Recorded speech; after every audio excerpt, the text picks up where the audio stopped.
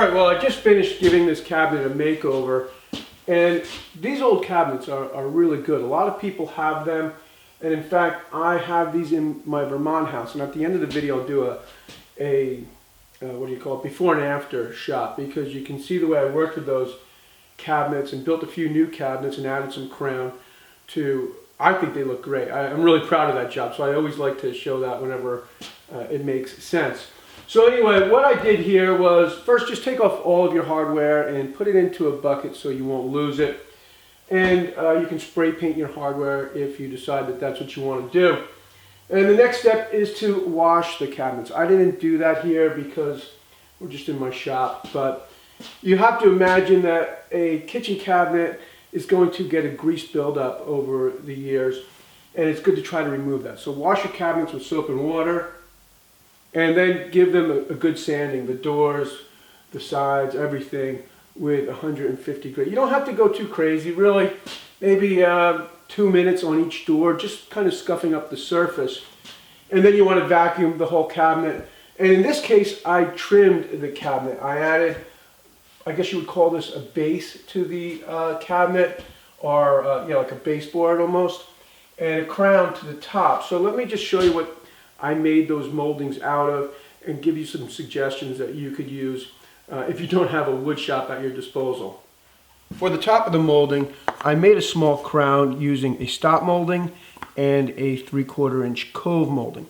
Now if you go to the lumber yard or the home store, you can simply buy maybe a bed molding, which is like a small crown molding, and then it would just be one piece, and that would be easier.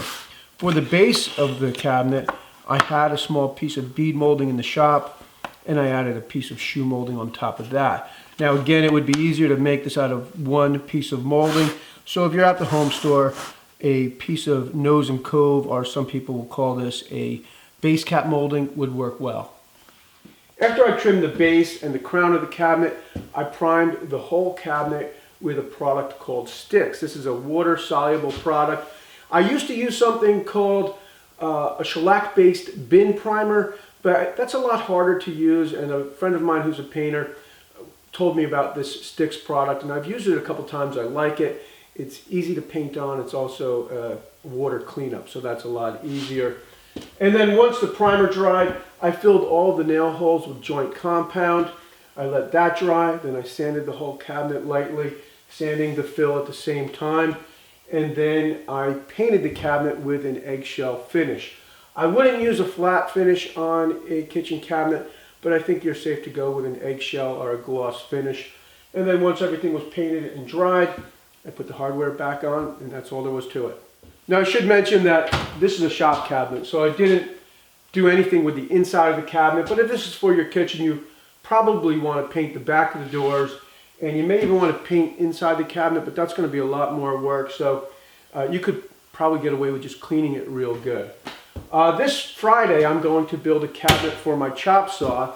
The cabinet will be on wheels, and the plan right now is to have at least one drawer to separate all of my nails for my nail gun, because generally when I'm using my chop saw, I'm also using my nail gun, and I want to have the cabinet on wheels so I can pull it around the shop, because for instance, when I was trimming this cabinet, I had the small chop saw on my work table, and I would walk back and forth. It would be nice to always have the chop saw right where you're working. So I hope you'll tune in for that, and I'll see you then.